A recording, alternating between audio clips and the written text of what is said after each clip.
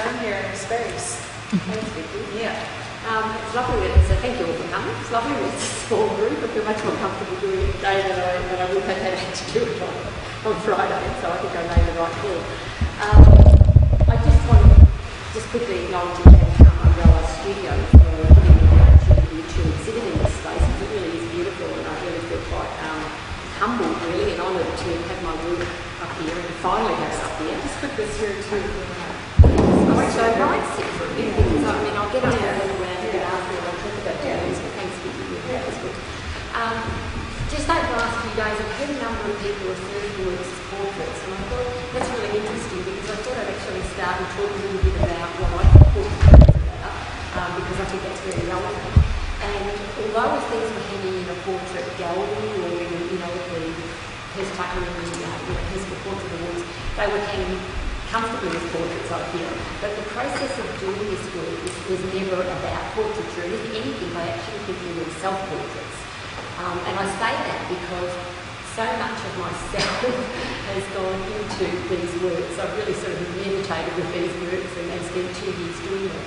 But if I was to do a portrait, like actually Troy's sitting here, and I did Troy's portrait for the Personal Portrait Awards, and Troy would know that we've had so many coffees, coffee after coffee after coffee, lots and lots of talking, because the whole time involved for me, involved in the process of doing the portrait is looking at that person, getting a feel of their face and just the angles of their face and how their whole body is, and that kind of happens when you're sitting and talking and gestures, mannerisms, that kind of thing.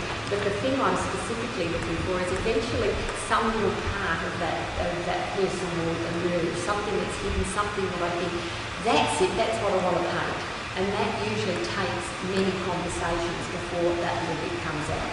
And that's how I work as a portrait artist. In the case of Troy's portrait, which was huge, I then painted it in 11 days, and nights. So that part of it was done really quickly.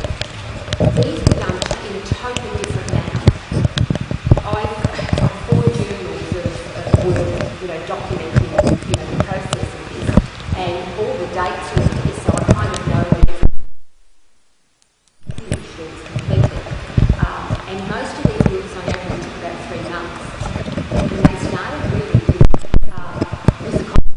So they didn't start with me. So I guess it's a little bit different in that, and each one was a different journey with that particular. I had that underpinning of who that person was. So it's not like I chose them, it was definitely chosen me as the one that we were familiar with. But I gave each person the essential oil and the metaphysical property of that essential oil. So if I look around, or it doesn't matter which oil I do, but say Mary, I told Mary sometime in advance that her oil was rosemary, and the research that I had been doing on rosemary was telling me that lard and rosemary have a lot to do with creativity. So how did that sort of fit with her? So she sort of could sit with that for some time. In the case of Grace, her essential oil was mirror, and the metaphysical properties of mirror were about choices. So the afternoon that I met with Grace, we spent some time talking about choices.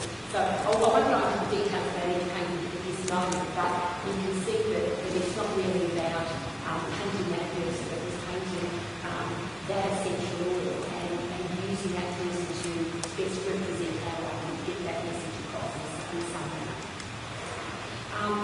The other thing I was thinking of is that because I've got all this work dated, I know exactly when I started every work and when I finished every work. But I remember going to a floor talk when Jenny had a ceramic exhibition here a couple of years ago, and she said every work is going to start, but they start at this point in time and finish at that point in time. The actual work does, but I think the process goes further back, and it's interesting to look back at what things lead up to work. So I kind of felt that there were 3 things that were happening long before the painting was actually ever did start, and I sort of wanted to tease those out and I think there's a benefit. And one of them happens to have a lot to do with Terrain, who's here today, and didn't know she was going to be here. But Terrain and I did an exhibition in 2009, I think, called The Butterfly. And it was just a beautiful experience. experience, and we spent a lot of time talking about what the butterfly meant to us. And to me, it was a lot about transition. I had children going from through adolescence, so from children into adults. So I was thinking that some of us were very symbolic of that. Also at the time, Bill Henson, they're very good. There was a lot of controversy about his works at the time, and I ended up painting actually with my son in what might have been seen as a fairly controversial gesture, and I painted this with nothing on it, just a butterfly, sort of think about this position here. But so my work, I think, up to that point in time had been, our previous exhibitions had been things like looking at what cancer or dark things, an exhibition done on me, about racial relationships, an exhibition called human sacrifice, which is about child communication and the lack of where I thought communication was going with mobile phones. So I sort of looked at social kind of issues over time, and I guess some of the work's been kind of dark, and then I come along and I'm working with Therese, and we're having this incredible conversation about beauty, and I remember Therese in the kitchen saying, well, I would have came about beauty, that's what the butterfly means to me, and it may not be particularly popular, and it may not be, cutting edge stuff, but I just believe that there needs to be more of that in the world. And I look at Therese's work, the work that she produced, and every other thing she's ever produced, and it's been the most incredibly beautiful work. The colours are glorious. She did these abstract sort of sunsets. It could be anything, but it didn't matter. They just moved me because of the beauty we need to have for us to put that out there. Here I was working through my own personal stuff after that stage.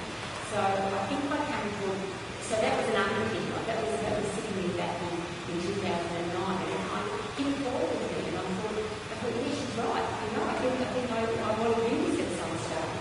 So that was happening, and then there were other things happening. 5 years ago, I went to my first yoga class, and I remember a friend of mine sort of said, come along to a women's session, I'm going to do some yoga, come along. So I reluctantly went along, and I sat there under the tree, long breeze, long mango tree, and I'm sitting there trying to sit cross-legged, which I have great deal of difficulty doing. And I'm moving that way, and moving that way, and I'm moving that way. And I walk out at the end of the hour, and I thought, well, what was that about? This just didn't get it at all. But I kept on coming back, and I've got my past is that I've been a runner all my life, so I come from a family of competitive athletes, and we train and we run, and we have to get better at doing what we do. So this idea of yoga was like, I just didn't get it. And it was really very good start doing the workshops with me.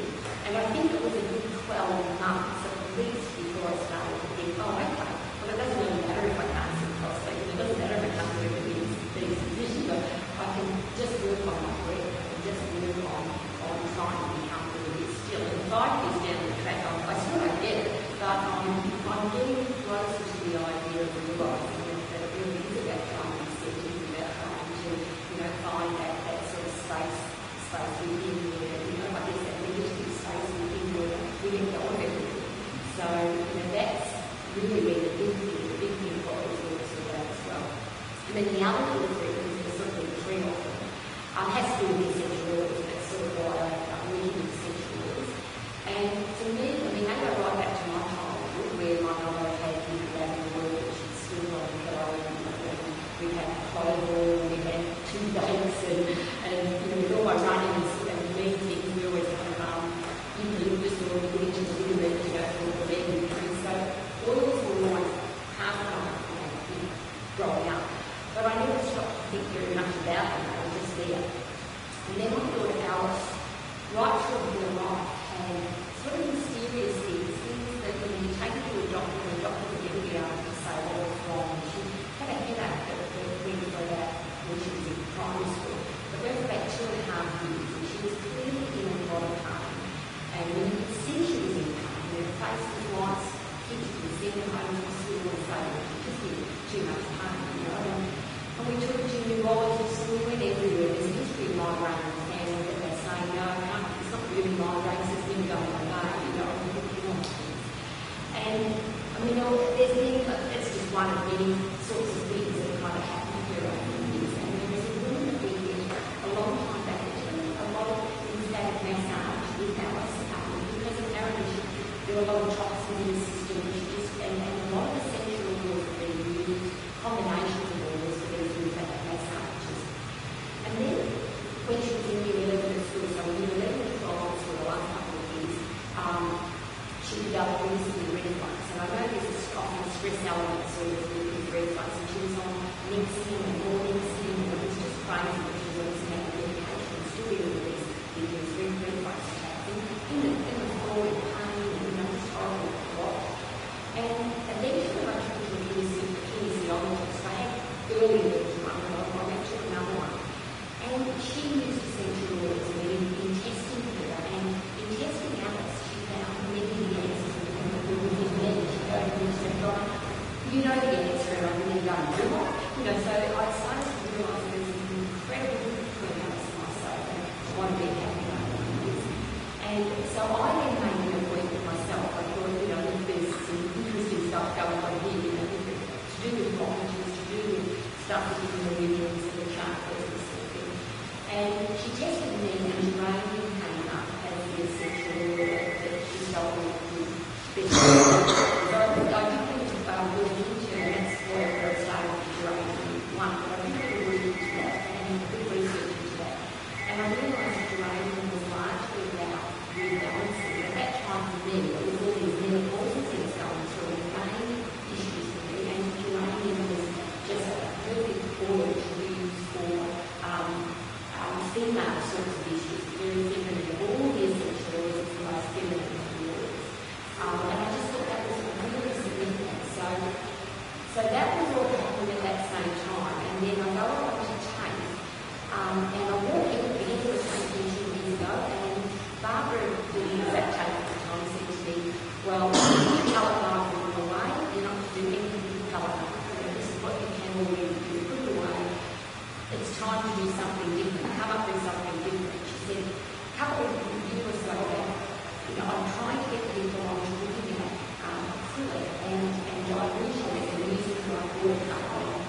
And I've got 2 or 3 people tried it, but no one's persevered because it could be exciting, but everyone gives up. What I particularly don't know, I think she sort of knew enough about me, I give something to go, make it work, and just can't give up on stuff. So I started a long board. I did not realise at the time how long the process was going to be, because it basically means using all sorts of experimental things, a bit small groups to start with, because I initially tried to dilute full body acrylic paint with essential oil. Well, one repels the other, and it's just not going to, because typically we've got these fantastic colours and all sorts of interesting things happening in colour, but I couldn't translate that onto the canvas. And the first groups were really thick and thin and heavy and solid and heavy. So I realised that I had to really dilute the groups down to thin and make them literally very consistency, and then drop these into essential oils. And so working at home, you would think the essential oil would be the same canvas for some time, but it didn't happen. Within a day or so, that it was smelling like I didn't know yet. It's only for a short term, every day, so it's gone. But every day at home, I'm making up ingredients, getting more essential oils and ingredients. And of course, the whole house is ready for the oils. So, we'll be eating for children for 3 months. And rose, this most pungent oil rose. Headache after headache. In the end, I've got to have enough of rose. And of course, it was the one that took me 2 years to do. I struggled with this one. It was the one that it was very interesting, because I still don't know quite why that one ended up with a big straight. It was like that one that I'm back to. So, and the other, I suppose, one other thing at the time, I was looking at Gustav Klipp's work, and I was looking at Muga's work, and they both came from the late 1800s. And Muga particularly was doing some superb lithographs that are very beautiful. You have women coming in the studio, and of course the technique is totally different. But he did use that round motif of what was called the incidents of words called the arts. And one particular painting was called the Dance, and it was a woman that had all the hair. She had a head flown very famous for it. I should actually do an image show to him. And it just struck me as being an absolutely beautiful piece. I really loved it. And it was painted in, it was produced in 1898. And in that same year, Gustav Klimt did a society portrait of a woman. And that also really appealed to me. It was white, full body oil paint. And it also had a woman that kind of had her hair thrown back. There was something about these two paintings, and I thought they were exquisitely beautiful women. And then the idea seemed to come about. If I tie all this together, the idea then came about, yes, I want to paint beauty, I want to paint female form. Hundreds and hundreds of artists have done it before me and continue to go on doing it. How can I do it, and how can I make it my work? How can I do it so that I put my stamp on this work? And I was so tempted to want to just give a very good colour guide because I knew I could do it that way. That's how I could do it. But of course, Barbara was insistent and said no, because that became my trying and pushing myself into a new direction. Had I been in watercolours, I would not have struggled with these works because a watercolours works from light to dark, and they understand the medium very well, and they understand the importance of keeping the white paper and then keeping the white canvas. Because I'm a traditional painter, I paint from dark to light, the other one, so I do all my darks on first, and I build it up that way. So this was like a total new way of doing everything for me. So talk about a challenge, it was an enormous challenge. So I did start with the draining painting, and if I could just tell you, I won't do this on all of this, we'll be forever, but because that was the first one, and I was working with Johanna, and Johanna has been my model in many of my paintings since I started painting. I've never actually painted a portrait, and I will one up, but she has been my model.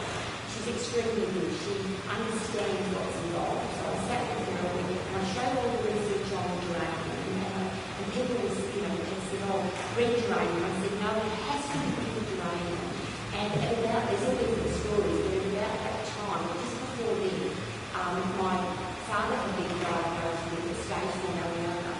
He was in Victoria. I went down and told him he had a maximum of 2 years. There's a limited life of 2 years. So I went down to visit him shortly after that. And he took me to a restaurant. He was in country Victoria. He took me to a restaurant out in the middle of nowhere, somewhere near Ballarat. It was literally in the middle of nowhere. And we pulled up in the driveway and we walked down to this path to get to the restaurant. And on either side of the path were all these big geraniums. The entire path was big geraniums.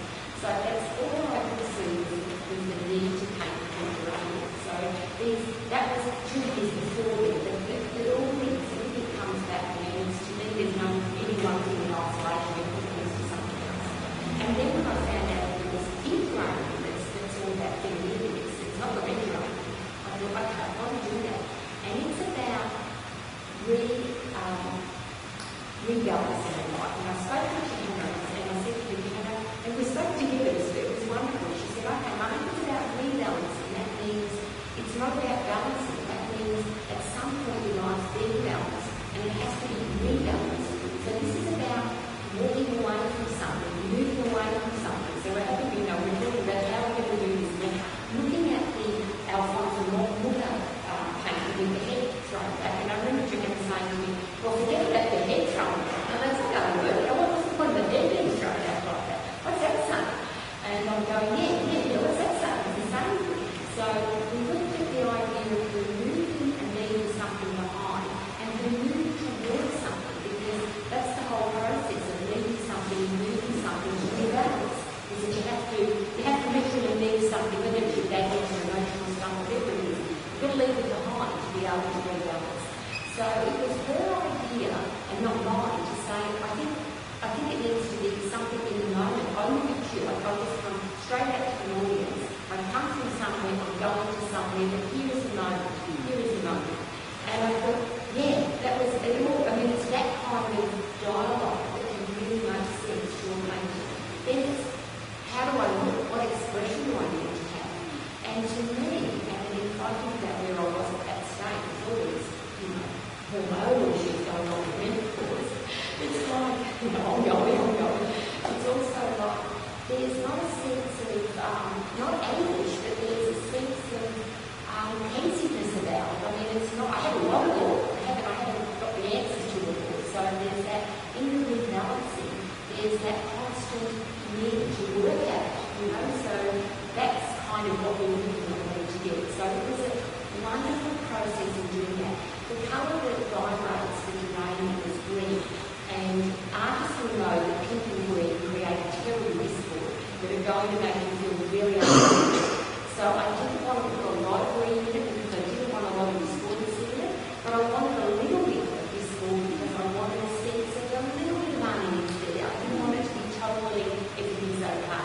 So even that was interesting, looking at the colour vibrations of the particular orders.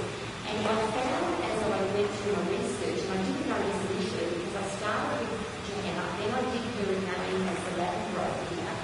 And although it's a heart chakra, the colour vibration for Latin is blue. It didn't mean that I painted the painting blue, because I painted a blue painting for that reason. But I was aware that there would need to be some blues in it because there are some blues in that. And Latin was about relaxation. It's interesting because it's more than relaxation, but for me it was about relaxation. So that was fairly straightforward. There was no great dialogue with that one, and it came together easy. It was way less than 3 months, but given some of them are way longer than 3 months, I'm saying an average of 3 months. Then I moved this one on Love, which was the rose, and I used Alice for this. And this was really interesting because, I mean, I think we all know that the rose is about love. And I was on a sit back for a while, and we talked about that and gained some lovely dialogue. Alice wasn't and has never been comfortable about being a model for me over the years. She's got a very different personality, so she feels a little bit awkward about it. And in the end, we decided for Alice, and for myself too, it's easy for us to love unconditionally. Alice loves unconditionally. She's just got this incredible capacity to do that. Always has, as a tiny child to an animal. She just absolutely gives of herself all the time. And I believe I have that capacity too. What Alice and I don't have a great capacity is to be given up. We find it very hard to accept that. And so for us, this painting became about our sense of we deserve to be loved. And I said, oh, that's what we're going to work with. We're going to work with a sense of how does that feel to you to deserve to be loved? So I was like, what pose can we get? It said, yeah, I deserve this. I'm worthy of this. So it was a real challenge. And as I say, that one, 2 years I'm still working on that one. It's still not finished. Because I know it's got more to do with me and me not really still feeling it, you know. So it's such an interesting process. So what I had done is I had done 3 heart chakras. I didn't even know I did 3 heart chakras at that point. Had I done all this from my head, which I normally do from my head and do everything from my head, had I done it from my head, I would have thought, well, that's not very sensible. I do 3 heart chakras and there's 7 chakras in total. So I've wasted up 3 paintings on heart chakras. But I didn't plan. I let it evolve. I really let the whole process evolve. And then once I realised I had done these 3 heart chakras, I thought, well, that's interesting. I'm not really ready to do with that anyway. But then I went away on a retreat up to New with Meredith, my yoga teacher, and vetiver, which is the essential oil for Meredith. It's interesting because she uses vetiver as a perfume. I didn't even know vetiver was a perfume. It's the base of a lot of perfumes. But she came across this many years ago in Europe. It was very difficult to buy in Australia. So I was unaware of it, so I thought that was another one of those incredible things that happen that you just don't know. But I knew that Meredith would have to be vetiver because it's a root chakra and it's about being centered. And Meredith's been my yoga teacher and for over 30 years other people's yoga teachers. And she's an incredibly centered person. She is just, that's where she sits. And so for her, I actually did this for a few, I did all the sketching for this when we were up at the Luna. And the vetiver comes from the root. And I thought, well, I couldn't paint the root. I was going to work with the root in it. So there were these amazing trees on it that up at the Luna, these wonderful root structures. So I'm out in the rain, hunting around trying to look for a tree with a lovely root system. And I come back to the Luna, Gummeroo. And I get back and then 20 metres from the actual place is this amazing tree, this beautiful root structure. There it was all along. So I said to Meredith, this is it. We went out in the rain. She was quite happy to sit there and I could sketch this.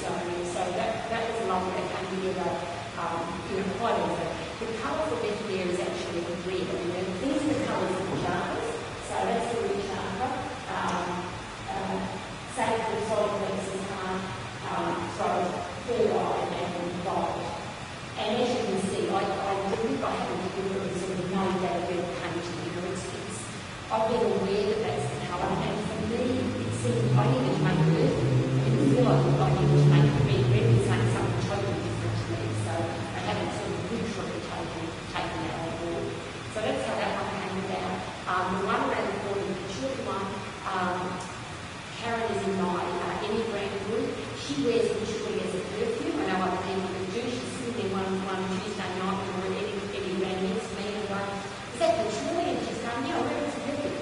Karen, do you not patchouli? It's as simple as that. You know, I didn't even know that was going to happen, but there it was. Gerai's for the choices.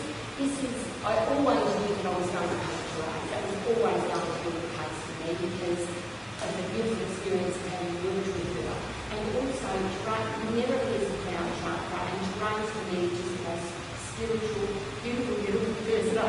Just absolutely the only person who put in my crown chakra, it was just Gerai. And when we spoke about this whole thing of choice, and so as long as I've known Gerai, I've always felt that she's been a facilitator for people to make choices.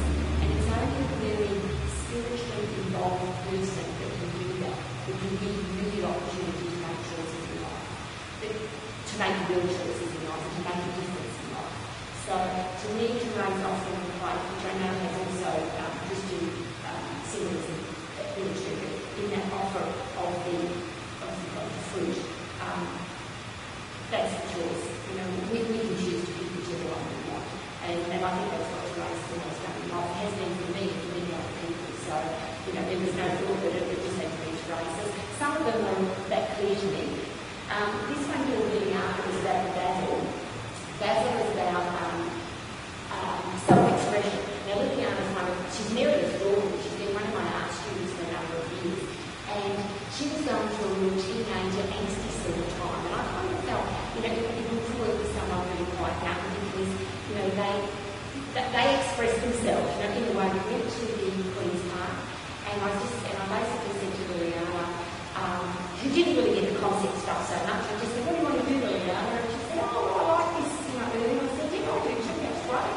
And, she's posing as a team with all these incredible heights and models, and she got to the and I wasn't getting anything, nothing was right. And then right at the end, she's getting better. Right at the end, she's going, that's what I want. That's the self-expression I need. So, it may not be the one she wanted, but it was the one that I knew was the right one. And it was interesting because Basil is a sexual for both the throat chakra and the third eye chakra. I initially had her as throat chakra. Then, and I had Mary as third eye, because Rosemary is also throat and third eye. Some of the organs goes on resonate with the one chakra. But when I really thought about it, I realised that Liliana's actually third eye. Because I've been teaching her for a number of years and I've been real through the organs. She's got amazing intuition. She draws into sacred places. She'll create spaces and doors within them and does these amazing narrative stories. And it comes, I believe, from, and she date directs, and people with strong third eye have that capacity to be able to date directly and go to another place. So in the end, I thought, no, she's actually my third eye. And it's got nothing to do with her age, it's only 13, because those things aren't age-related. Someone who's 90s or no wisdom. So, that was interesting for me to realise that it wasn't Mary who's actually 70. It's a 13-year-old who's got much stronger third eye. So, and with Mary, I paid, she's beautiful, beautiful person, paid with Mary for quite a while. And basically I said to Mary, you're the Rosemary, creativity, what do you feel is right for you? And she said, and I thought she'd pick her veranda. She's got this, she lives in this beautiful old Queensland, she paints on the veranda, and I thought, well, sure she's going to paint the veranda or do something on the veranda area. There's beautiful trees around it. And she said, no, let's go to the kitchen. She wanted to be in the kitchen. We walked in and colour for Rosemary is blue. And and everything in the kitchen's blue. Everything. The coffee's blue, the tea towel's blue, the bed is blue, everything's blue. And I'm thinking, oh, and she had a blue top on. She had this necklace and a blue. It's just, and I thought, oh, well, there we go. It's just all like that. And the creativity for her is in cooking. It's not, like here's me thinking it was about painting because she's a very creative artist. So, that was again, I come with preconceived notions and have to let them go. Because what happens on the day, what happens with that person, it's a different story with every person. And then with the sorry, not too long. I'll quickly do these 3 days and come together. I got those 9 days, I intended to do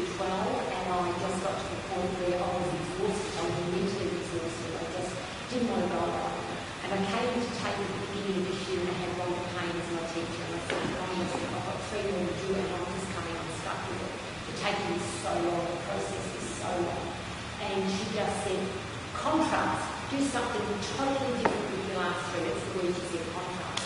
And I thought, yes, I'll use the sitters and I'll get them to participate in the last three. I had an exhibition, my first solo exhibition on Enneagrams. I did the same thing. I used the sitters. I gave them the canvas, they took the canvas away and they had their Enneagram colour to work with.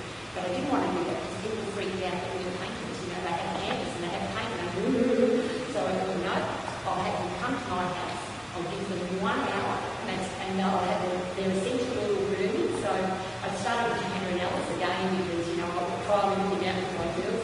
And I said to Johanna, what do you want to do with geranium or the lavender? And she said, no, put the lavender on, put the lavender in the burner, put the paints out I gave, you know, oil paint, acrylic paint, charcoal, pastels, everything in black and white, right? And I let it go, went upstairs. An hour later I come down and basically this is what I had an hour later. Besides the bottle, that's what I had an hour later. So that's what she did in an hour. And I kind of went, whoa! And I said, what's that about? She said, that's about nurturing. No, that's all that was about. It's about nurturing. Did a bit more research. Was it about nurturing? Yes, that was about nurturing. So that was really interesting that she took that paper. Alice said the next day came down and went, oh, what do I do? And she's a musician, she's like an artist, so what do I do? And I said, Alice, what do you like? So Alice then added these pieces here, and there's bottomings here, and there's crosses. So she's done that bit there, and she put that box around the top there. And I said, what's that about, Alice? And she said, that's about the heart, sections of the heart. I dissected the heart. I said, oh, okay. I could have then got your hand, oh, sorry. And in here, with tiny writing, she put the words, he puts the colour inside my word. She had that in pencil. I said, what's that about?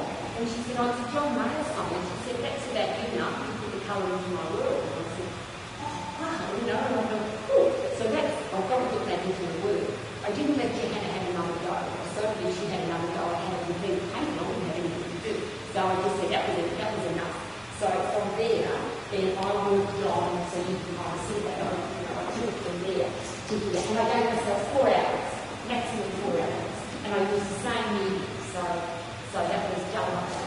Then this one over here, I'll just come around. I had Karen come in first, walking around there, she came in first. She put in this little symbol down here, which was a third eye type symbol. She put these in up through here. And she put, she put worms in. She sent me an article about worms saying how we all evolved from worms, which was about the unity of the, her thing was about unity, about the connection between worms. So she put that in. She went away after her hour and was very happy, and she said it was about ascending. Then the next person that was on that was Robin here. She's a beautiful pianist. She came around, she was a nervous wreck. I didn't talk about her. It was about de-stressing, so it's about line. She was very nervous this day, and she said, Dora, it would be like me asking you to play a piece of music. And I said, Robin, don't stress, just do anything. So she put these flowers, see the little flowers, she put the little flowers on. She put the treble clefs on, and she put the suns, lots of suns on. And then Liliana came in from 2 yoga sessions, full of energy, powerful, and she put this tree kind of thing on like that. So there it was, and that's how the painting was when I tried it. So you can see the strong roots of the tree. We lost the eye, I had to bring the eye back into it, and there's got the top there. So then I worked on that. And the beauty of it is that all of their work is being contained underneath it, so I didn't lose anything, which I felt was really special. And again, an hour each for each person, and for me, the 4 hours to sort of get it complete. And that one over here, 3 artists involved in that one. It started with Mary, and she did sort of some loose little bits, sort of not very much. Mary's very soft watercolourist, there wasn't a lot there. Liliana did all these little spiral things, and it was about the basil growing up. And then Therese came, and Therese never uses black, so she did some lovely, and look, if Therese had kept on going, she would have finished the painting full. And you can actually see, this is how it was when I took over it, and there's no darks in there. And look, here's this beautiful, to me, beautiful angel that I can see there. But it's really lovely and soft, and it's a beautiful painting. painting, but I had to bring the black central to make it work, you know, make it connect with the other three words there. And I gave them all titles. I called this one The Wind He Flung Along My Wings, mainly because I just felt that this was, and these were the three people, the throat chakra, third eye chakra, and crown chakra. And this feels very spiritual and very uplifting. These three over here were the root chakra, sacral chakra, and solar plexus chakra, and that seems very embedded in the earth to me, that one. So there's very, it's how I see them. I kind of feel that that's just happened. It's very interesting how that's happened. And these three were the heart chakras, and to me that's all about love and connection. And so I found that was an interesting process. And I'm very pleased that I did these works because they were done, you know, a whole three of them were done in a couple of weeks as opposed to those months and other weeks. So yeah, and then all these little ones were just using all based on essential oils, but not using essential oils, using all sorts of different media, because I really felt that I needed to do more than just work with the essential oils. So that's basically how those oils come about. Sorry, I'm probably longer than I should. That's sort of, is that covering? Is there anything that I have to say? Yes. Maybe I was distracted by your paintings, which are very, very macro, and really something. However, I'm a bit confused. When I criticized and I studied Ayurvedic medicine, so I understand about chakras. And I understand about colour and form and basically different spices and different metabolic rates and different stages in the rest of it. Also, in previous lifetimes involved in yoga technology. And all this something I'm nursing and training meditation and therapy. But certainly, some of the manuals talk about what it will do to you on a metaphysical level, something like uplifted training, uplifting that. But I somehow have never seen the connection to the chakra. Have I missed some sort of thing? Has there been a movement by the essential oils from very Western medicine, from France, coming in and having some Eastern complementary medicine? How does that happen? Just do this yourself? Yeah, I don't know. I didn't do it myself. I don't think there's been any movement as such. I'm sure there's been no treatment. I've got nothing like that at all. It's only that through researching the actual oils themselves and more reading, I've done a huge number of books. I've got so many books, primarily from Meredith, but also from other people that I've found a connection. I've found through writing that various people have indicated that there's a connection. And particularly in, like there's a chakra Bible, actually, and they connect all the oils to two chakras. And that's why I say some of them connect to more than one chakra. That's where I became confused. I just assumed that you had one oil that connected. So obviously, if you've got a heart chakra, ylang ylang is a heart chakra, jasmine is a heart chakra, there's, quite a few oils that you connect to one chakra. But some oils connect to more than one chakra, and that's where I became confused. What is the confusing thing is that studying therapy is basically Western plants. I think there's there a Tunisian lavender or something. There is one that isn't just Mediterranean lavender, but and the lemon is Eastern, the jasmine is Eastern, but basil, very sweet. So there was a bit of spicy. How did you think about that? It certainly is not. That's obviously unusual studying that particular level and researching that particular level. I have. I was so little and I realised it's just a massive thing, it's huge. Maybe if I had started something myself. Geez, Donna, if you lived in Los Angeles, you'd be a swelling in there. Yes.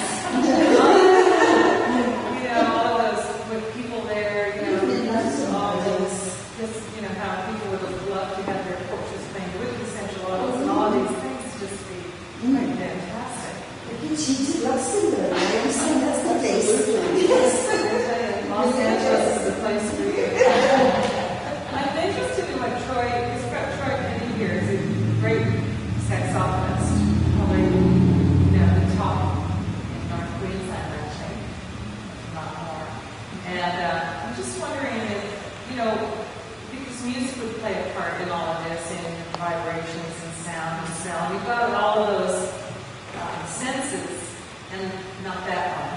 Yeah, I'm just kind of interested to know what you think of this, like as a musician. I think it'd be great to incorporate the music. Yeah, for the different chakras. Yeah, I guess. Yeah. How would it lessons with sound healing? So, They have a tuning voice and lyrics. It's people in between. Actually, we can talk about it. We just did something just before we came in this morning. It was about how these books are literally algorithm works. The black box, and they say just 1 hour. That's all you've got. I only had 4 hours. And what I was talking about improvisation with jazz and the parallels between that. There's so many parallels. And to be a good algorithm painter, you have to have embedded within you a great knowledge of art, a great knowledge of how it works. It's not just a matter of saying 1 hour do something. You don't even know that you have it because you have that. And same with being a great computer and you do improvisation for a good jazz music, you have to have a phenomenal understanding of music to be able to do it. So I think there's all sorts of parallels. And even the terms I use when I'm talking about music, before I was talking about discordancy, I know there's discordancy in music, so there must be so much of a connection between music and painting. It'd be good to explore all that. Yeah. There are so many cool things I think to explore. I hadn't thought about that in terms of the chakras, but I think it would be something that would be nice. London and tracing out to music first. So there's a little very basic, but if you took it one step further, and perhaps investigating around medicine that uses colour therapy and music therapy combined, and uses the chakra and again the stages of their life. I think I'm a kid for now, and I've forgotten so much now, but there is a kind of vata. Then there's a middle age, so we're able to relate when we're practice and we go through this cave a bit, but it's typical of Eastern and Indian medicine. As you get older, the physical body, while you're still alive, you are now becoming basically a spiritual person. So there's that stage from 60 onwards. So that changes the colour therapy, it changes the music therapy, it changes the aromatherapy. And all those things. So I don't know how I would have put something else if I need to, but it's all, it's really spiritual. Environment. Okay, Donna, there are New Age or whatever you want to call it, metaphysical or whatever, work conferences and meetings all around the world. Dave and I used to write music and attend some of those things. I'm thinking maybe if you had an exhibition in one of those kinds of things, honestly, it really would reach a whole audience that really so gets